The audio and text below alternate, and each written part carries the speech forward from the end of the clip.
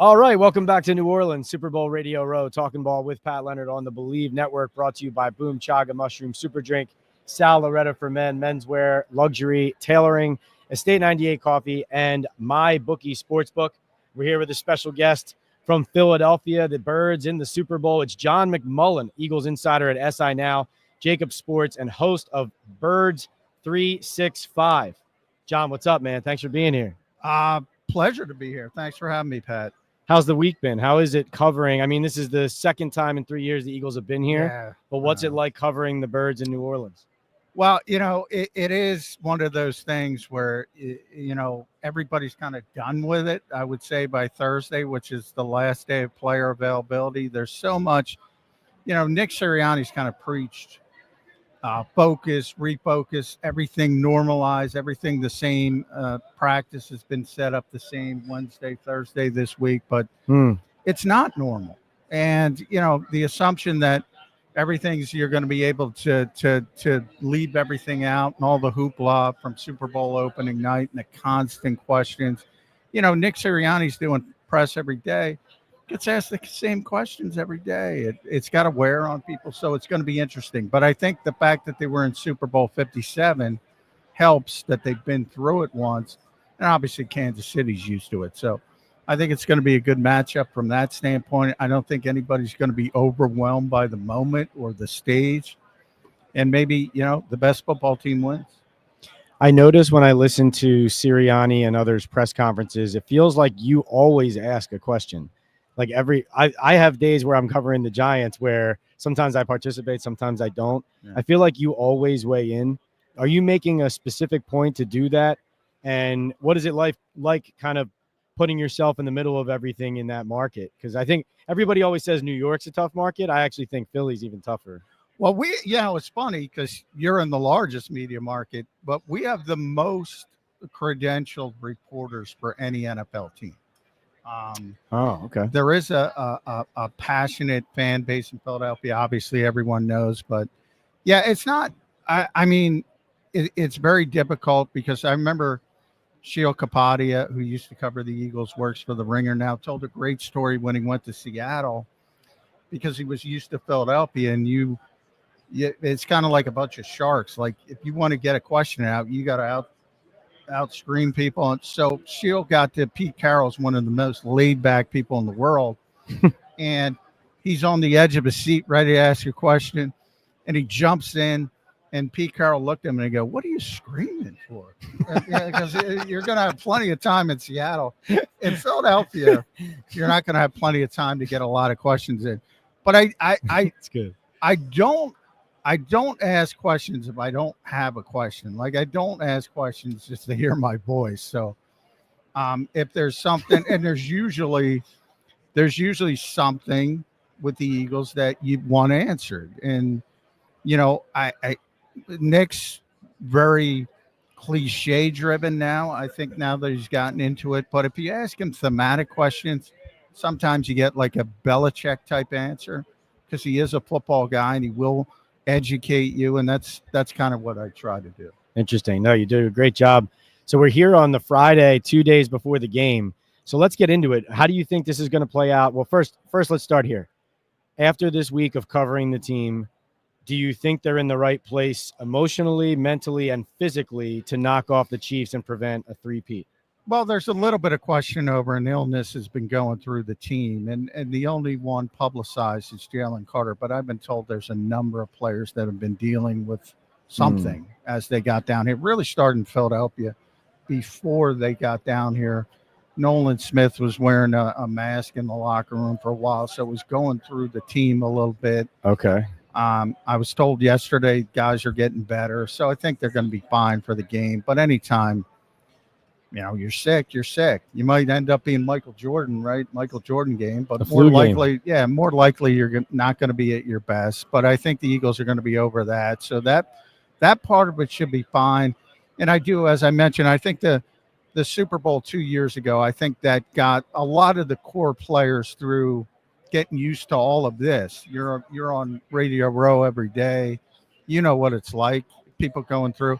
You got this guy was down picking up my Super Bowl credential. He was down there. He's here on a day pass. I don't know. There's all Bird super fan. Yeah. Yeah, there's all kinds of craziness going on, and I know you're going to talk to Donovan McNabb, I think, coming up. So I hope so. Yeah, I mean, it is what it is, but I think everybody gets tired of it by the end of the week. Yeah, and everybody's just hoping the game shows up. And final practices today. Injury reports will come out today.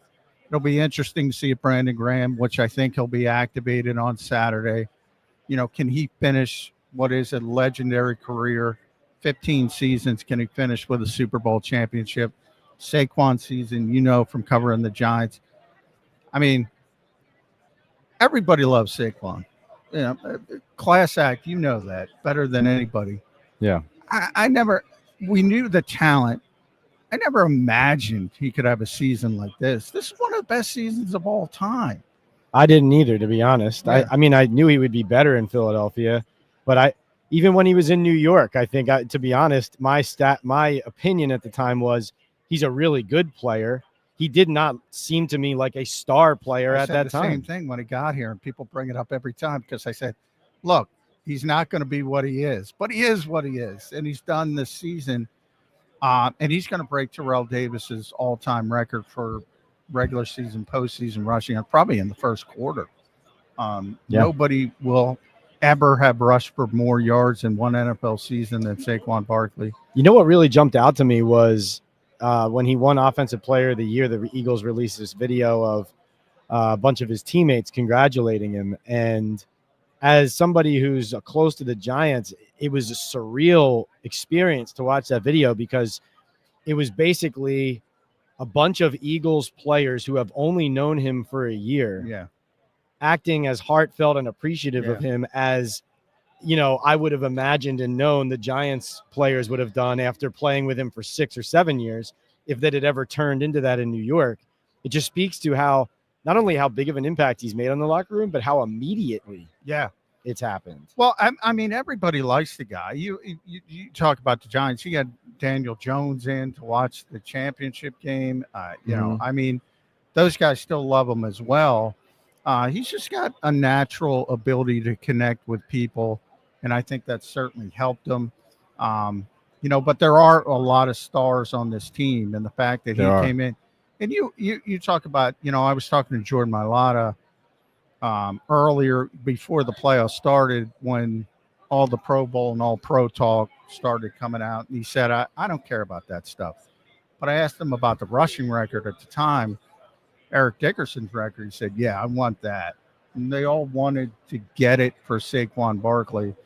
Eagles, obviously, and he could have gotten it, but the Eagles didn't play him in week 18.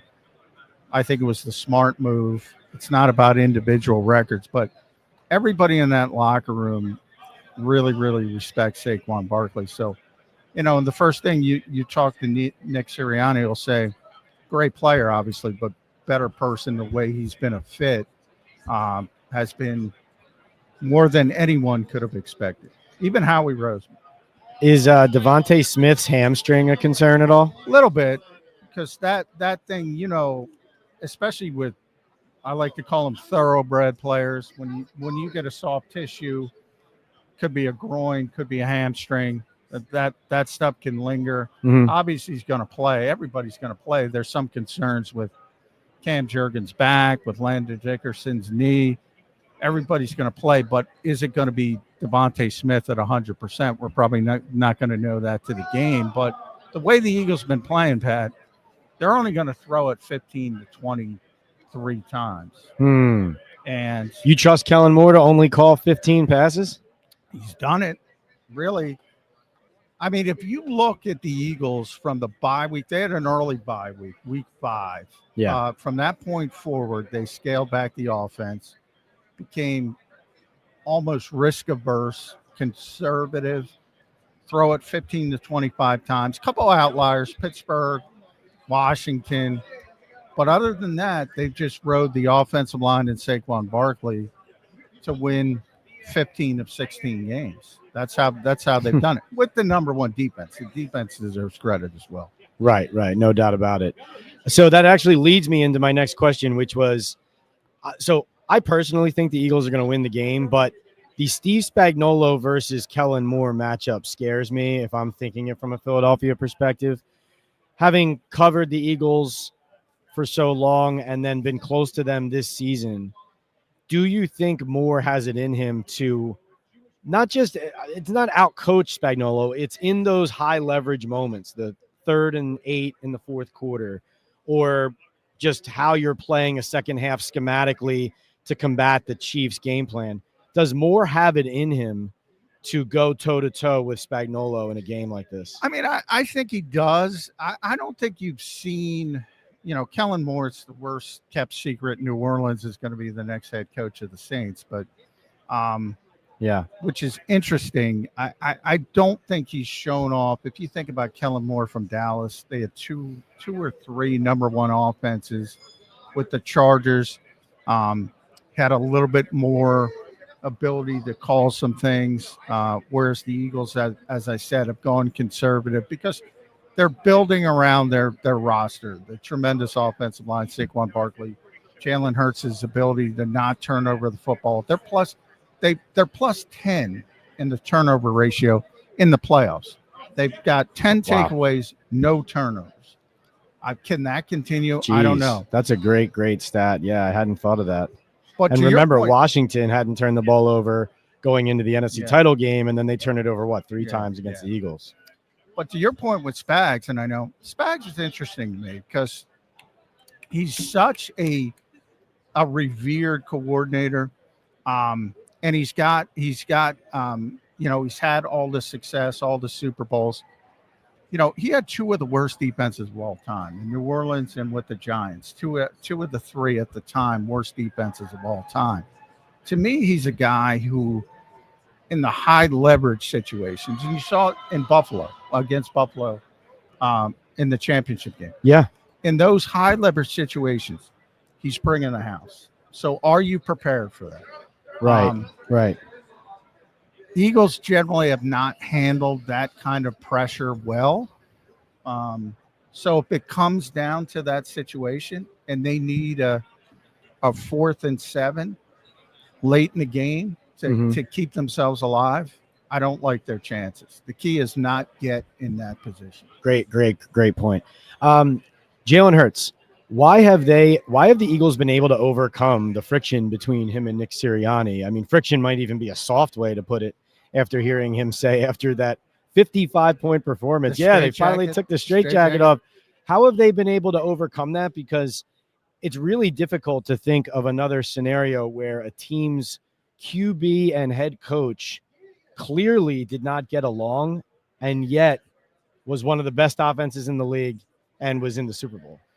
Hey, I'm going to push back. I don't think they don't get along. I don't think they're best friends. When Jalen, I think it's more about Jalen's very Tommy DeVito. Look at him. There he is.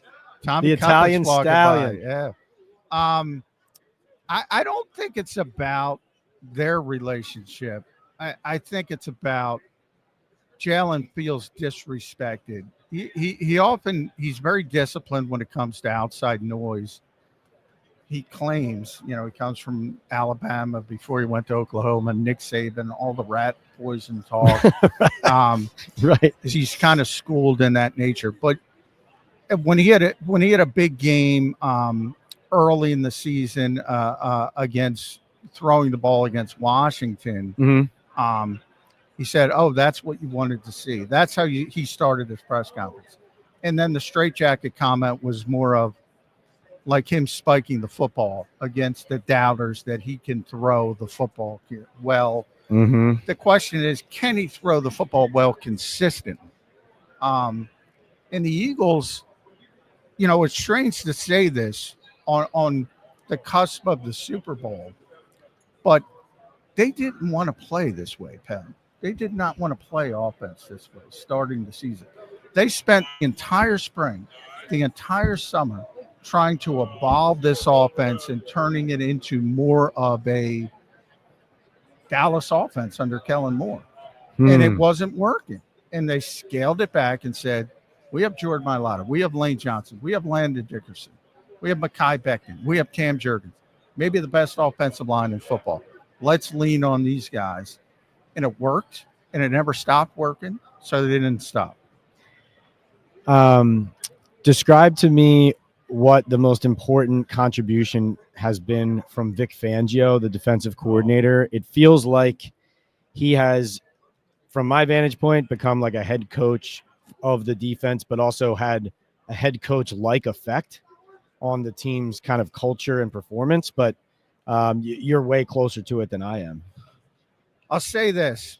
I never thought people, and we talked about Saquon a little bit. I felt the same way with Saquon. When you come to a new city with this massive reputation, I don't know about your experience, but my experience, you never quite live up to the hype that people put on you. Yes, good point. Yeah. In the case of Saquon, he overperformed from the hype, which is amazing. Same thing with Vic Fangio. I said, this guy can't be this good. Can't be. He's been better. He's been better. And I think the key is, if you look at modern football, no defensive coach has been copied more than Vic Fangio. So many people have run his scheme across the NFL. But I think the thing people are missing is, it's not about the scheme. It's about how he teaches the scheme and how he gets guys prepared to run the scheme. And I think that's what he's done best. You look at it with young players, Quinyon Mitchell, Cooper DeJean, rookies, but even Jalen Carter, second-year players, exploded under Vic Fangio. Nolan Smith has exploded. Zach Bond. Nolan Smith really has exploded, like second half of the season wise too. Yeah. Like mid-year. Zach Bond, oh my goodness. Zach Bond, first-team All-Pro, deservedly so. Nakobe Dean had not been, people were throwing the buzzword around with Nakobe Dean because so much was expected of him. And all of a sudden he turns into that. Now he's injured, unfortunately, for the Super Bowl. Yeah. But C.J. Gardner-Johnson coming back. This defense, probably more than the offense. Offense is always going to get the hype because of Saquon, Jalen Hurts, yada, yada. But this defense, when the 2023 season ended in Tampa, and some people thought Nick Sirianni was going to get fired. Mm-hmm. This was arguably the worst defense in football down the stretch of the season. No doubt about it. They were horrendous. Yeah, and unwatchable. They were the best defense in football, and he turned that around. Now the talent, we got a chance to talk to Howie Roseman for about a half hour before they came down to New Orleans. Mm-hmm. He had mentioned, from a talent perspective, it was a 3-year process to rebuild this defense because they knew after Super Bowl 57 they were getting a little bit too old. Mm-hmm. And he knew he had to get younger players. So it started with the Jordan Davis, Nakobe Dean draft. 3-year process. But from on field, just what they were at the end of last season to what they are right now as we talk. Yeah. Worst to first. Remarkable. All right. A few sponsored segments. This is fun. We turn our attention to the big game. We start with Here Comes the Boom, brought to you by Boom Chaga Mushroom Super Drink. So, John, this is a question of which non-obvious player, so not Saquon, Hurts, Mahomes, which non-obvious player will make the biggest boom impact in this game? That's a good question. I'm going to go defensively, and I'm going to go C.J. Gardner-Johnson. Big playmaker type. We talk about turnovers have been such a big thing for the Eagles. I think if they go plus turnover ratio again, and Patrick Mahomes will give you a few opportunities because he's going to try to extend plays and try to make big plays at times, and maybe CJ can sneak in. Just tremendous ball skills. So he's a guy and he's a big stage player. He likes to be on the big stage. He likes to talk. He enjoys this type of moment. I like that prediction. That's our first CJ GJ prediction of the week. Some other names that have come up: Nolan Smith, Devontae Smith. But that's an interesting one. You're absolutely right. It's kind of like the emotion and the personality meets the moment there. All right. Look good, play good. Brought to you by Sal Loretta for Men. luxury menswear and tailoring in Midland Park, New Jersey. They get me right for Radio Row and every game day. John, this is a question of, I always love watching the players coming in their outfits. Which Eagles player dresses the best week in and week out for game days? Smith is the best dressed person in the NFL. Oh, that was a quick answer there. Oh, tremendous. And you looking better than me today. But looking great. Looking great yourself. Devontae Smith, yeah, people can look up on Google. Watch, I mean, that guy belongs in Hollywood. Yeah, you're right. Nicely tailored as well. Yeah. All right, and finally, my bookie, Pat's picks. Who's going to win the game and why? Yeah, this is a tough one for me. I've been going back and forth, and it really was one situation. I think the Eagles are the more talented team from 1 through 53. But, I mean, you're talking about the greatest coach-quarterback combo of this generation of football. Tough to bet against Patrick Mahomes and Andy Reid in a big spot, what they've done. But I really think the Eagles have too many horses. They're playing too well. You know, what do you do? What do you do to stop the Philadelphia Eagles right now if you're a defensive coordinator? You're going to load the boxes against Saquon. He might hit a home run anyway. Yeah, A.J. Brown's healthy now. We'll see about Devontae. Dallas Goedert, all-time Eagles leading postseason receiver. I don't think many people will notice that. He's been big in big spots. That's by yards? Yeah, by yards and receptions. And he and Devontae keep going back and forth. Devontae's right behind him. But they have so many playmakers. Yeah, I think it ends for Kansas City after a great season, 28-23 Eagles. There you go. That's John McMullen of Eagles Insider of SI Now, Jacob Sports, host of Birds 365. John, for being such a great guest, we got a free bag of Boom Chaga Mushroom Super Drink for you. It's got anti-inflammatory properties, antioxidants, can lower cholesterol. You'll love it. I need that. Thanks so much for being here. Thanks, Pat. Appreciate it, buddy.